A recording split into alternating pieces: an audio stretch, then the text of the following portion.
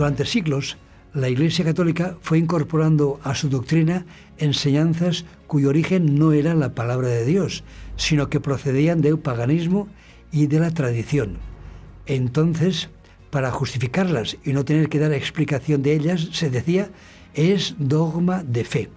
Con esta fórmula, los creyentes no solamente tenían que aceptarlas, sino que no debían dudar de ellas ni discutirlas, dando la razón al magisterio de la Iglesia, a quien se le atribuía así más autoridad que a la propia palabra de Dios. Sobre todo entre los comienzos del siglo VI y hasta fines del siglo XVIII después de Cristo, el papado llegó a ser la máxima autoridad no solo en el aspecto religioso, sino también en el terreno político en todo el mundo conocido.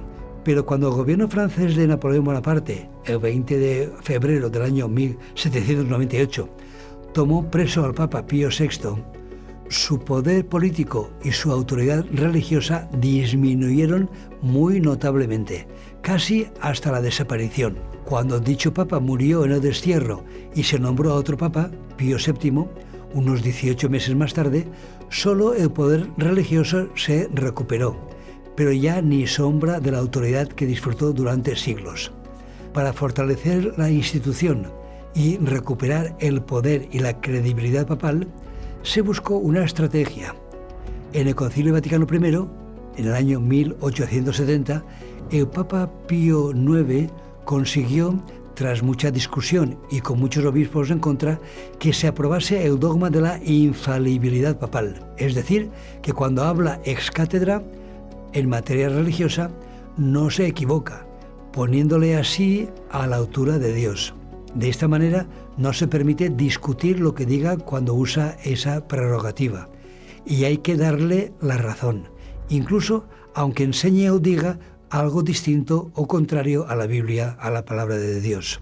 Con el fin de que la humanidad estuviese a oscuras respecto al conocimiento de las hermosas enseñanzas de Dios registradas en la Biblia, y para que no pudieran contrastar lo que decía Dios mismo en su palabra con lo que decía la religión, Satanás usó a la Iglesia medieval para que, entre otras cosas, decretase la prohibición de poseer y leer la Biblia bajo pena de muerte. Dicha prohibición y persecución duró varios siglos, durante los cuales millones de creyentes murieron en la hoguera, en la horca o encerrados en cárceles hasta que renunciaran o murieran, todo por el delito de poseer o leer un ejemplar de la Biblia o fragmentos de ella. Fue sobre todo en la época de la Santa Inquisición. Se iba casa por casa buscando Biblias, y si encontraban alguna o parte de ella, los que vivían ahí y la Biblia iban todos a la hoguera. Así que muchos tenían que vivir escondidos en pueblos pequeños, en cuevas, en montañas, y tener las Biblias a buen recaudo para que nadie las descubriera. Con las Biblias que se incautaban, se hacían grandes montones en las plazas de los pueblos y las quemaban. Llegó un momento en que quizá quedaron pocos ejemplares de la Biblia en todo el mundo. Como Satanás sabe que la Biblia tiene razón, no le interesaba que las personas sinceras encuentren a Dios a través de su palabra, ni tampoco a través de otros medios. Prefiere mantenerles en la oscuridad, en el engaño y en el desconocimiento del Dios Salvador y sus consejos. Después del año 2000, el papado ha pedido varias veces perdón por la terrible violencia y persecución que empleó durante cientos de años en la Inquisición contra los que leían la palabra de Dios. Curiosamente, ahora es cuando la Iglesia Católica promueve lo contrario de lo que antes prohibió, es decir, anima a la lectura de la Biblia, lo cual muestra que todos los que fueron perseguidos y muertos durante siglos tenían razón al poseer y leer la Biblia. Entre los hombres y Dios. Tontos de nosotros que no escarmentamos en cabeza ajena y hasta nos creemos más inteligentes que Dios mismo cuando rechazamos sus consejos pensando que eso no es para nosotros. Cuando las personas no entendemos a veces lo que Dios nos aconseja, entonces solemos poner en tela de juicio sus enseñanzas y entonces adaptamos las enseñanzas de Dios a nuestro criterio, interés y conveniencia. Y cuando vemos los resultados de nuestro error, entonces, a veces demasiado tarde, tenemos que rendirnos a la evidencia y reconocer que Dios tenía razón. Pues claro que tenía razón. ¿Cuándo se ha equivocado Dios? Si los hijos confían en sus padres, aunque no entiendan en el momento lo que los padres demandan, por amor a ellos les hacen caso. En cierta ocasión, el apóstol Pedro dudó y cuestionó una actitud de Jesús. Entonces, con paciencia, Jesús le dijo: lo que yo hago, tú no lo comprendes ahora, pero lo entenderás después. Buen consejo para nosotros, que aunque no entendamos alguna cosa, si Dios lo dice, por fe lo aceptamos, y con el tiempo le daremos la razón. Alguien decía su lema: si lo dice la Biblia, yo lo creo. Si somos inteligentes, haremos caso a Dios y no esperaremos a ver las consecuencias de hacer algo diferente a lo que el Creador nos aconseja para reconocer que Dios tenía razón. Igualmente, los creyentes sinceros en Dios, al decir hágase tu voluntad en la tierra como en el cielo, están pidiendo que Dios haga lo que es mejor para sus vidas, aunque sea distinto en un principio a lo que pensaban o deseaban. El tiempo mostrará que Dios tenía razón. El relato bíblico nos dice que muchos judíos, a pesar de haber querido y pedido a gritos la muerte de Jesús, con el tiempo se percataron de que ellos estaban equivocados y que era Jesús quien tenía razón. Lo reconocieron como su Salvador y se bautizaron.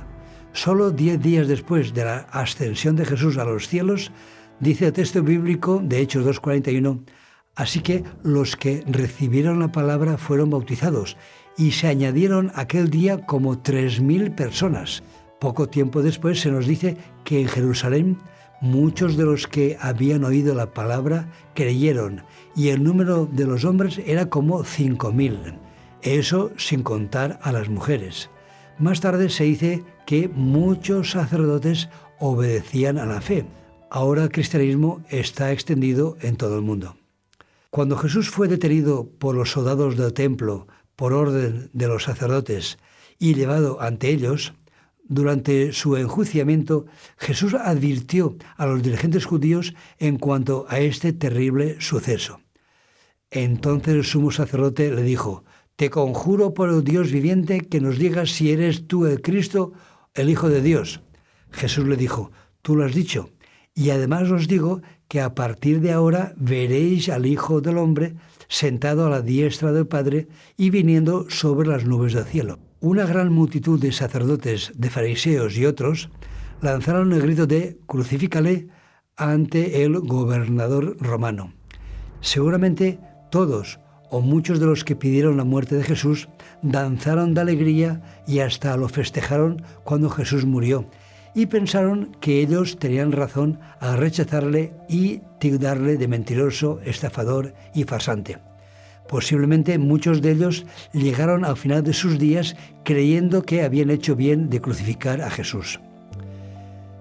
En Apocalipsis 1:7 dice: «He aquí que viene con las nubes, y todo ojo lo verá, y los que le traspasaron, y todos los linajes de la tierra harán lamentación por él. Sí, amén».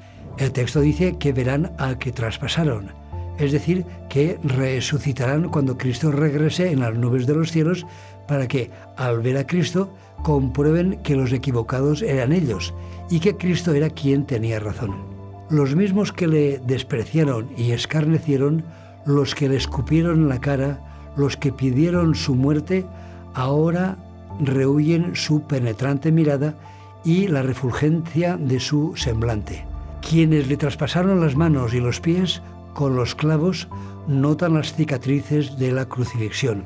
Quienes alancearon su costado ven ahora en su cuerpo la señal de su crueldad y saben que es el mismo a quien ellos crucificaron y escarnecieron durante su expirante agonía.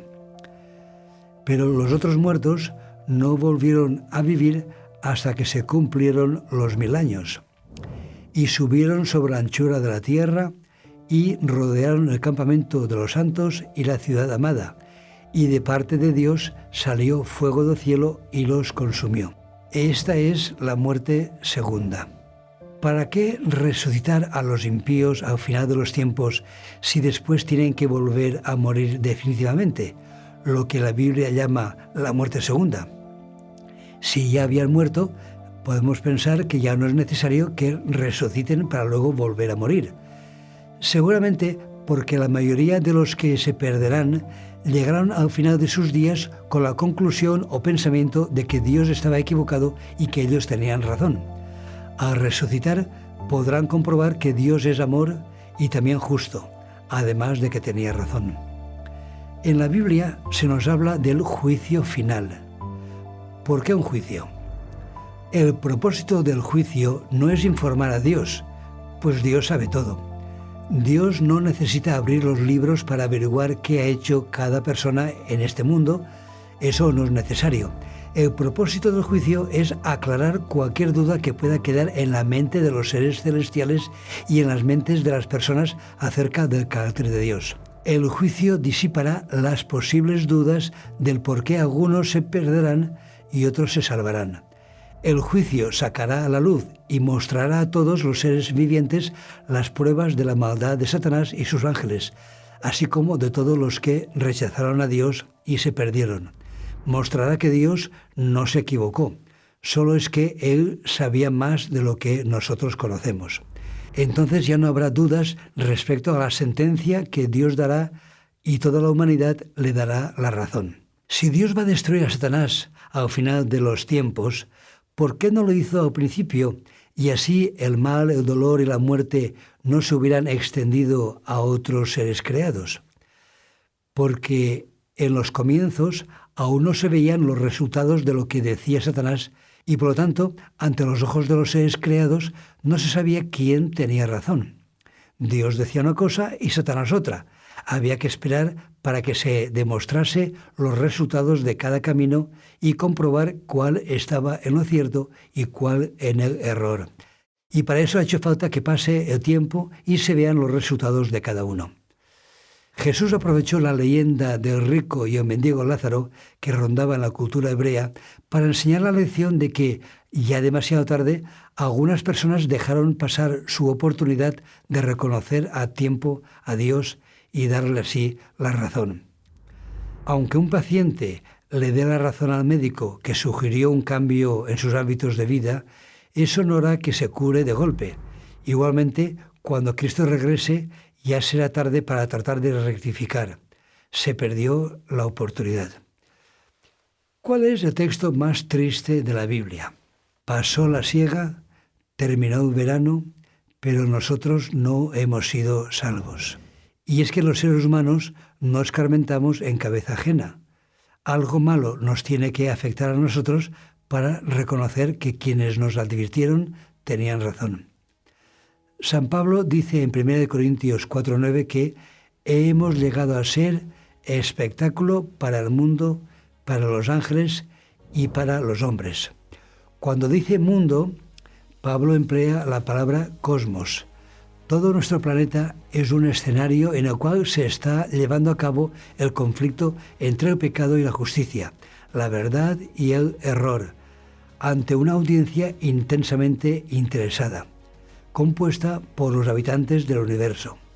Todos los seres creados por Dios en otros planetas y que no cayeron en el pecado han visto y ven los resultados del mal que nos ha afectado y que hemos sufrido en el planeta Tierra por haber hecho caso a los planteamientos de Lucifer y no a los de Dios. Satanás y sus ángeles han tenido su oportunidad, pero ya han llegado a un punto sin retorno, sin vuelta atrás. Al final de los tiempos, y cuando Cristo haya regresado y puesto aquí en la tierra su reino eterno, donde vivirán para siempre tanto Dios como los que se han salvado, entonces Satanás, sus ángeles y todos los que le siguieron reconocerán que Dios tenía razón y que ellos, ya sin ningún género de duda, estaban equivocados. Y así, ante todo el universo, ante todos los seres creados en otros mundos, se vindicará el carácter de Dios y todos reconocerán no solo que Dios tenía razón, sino además que Dios es amor y es justo. Todas las personas hemos tenido la oportunidad, o aún estamos a tiempo, de reconocer a Dios como nuestro Creador y aceptarle como nuestro Señor y Salvador. Dios nos aconseja: si oyereis hoy su voz, no endurezcáis vuestros corazones. En tiempo favorable te he escuchado, y en día de salvación te he socorrido. He aquí ahora el tiempo favorable, he aquí ahora el día de salvación. Puesto que toda la humanidad finalmente reconocerá que Dios tenía razón, aprovecha la oportunidad que Dios te brinda ahora, que aún no es tarde, para buscarle y amarle. Dios te ama como eres y te espera. Sin importar lo que has sido, lo que has hecho, aún tiene esperanza en ti. Vale la pena confiar en Dios, en sus consejos, en su palabra, en su amor, pues Él nunca se equivoca. Dios siempre ha tenido, tiene y tendrá la razón. Que Dios te bendiga.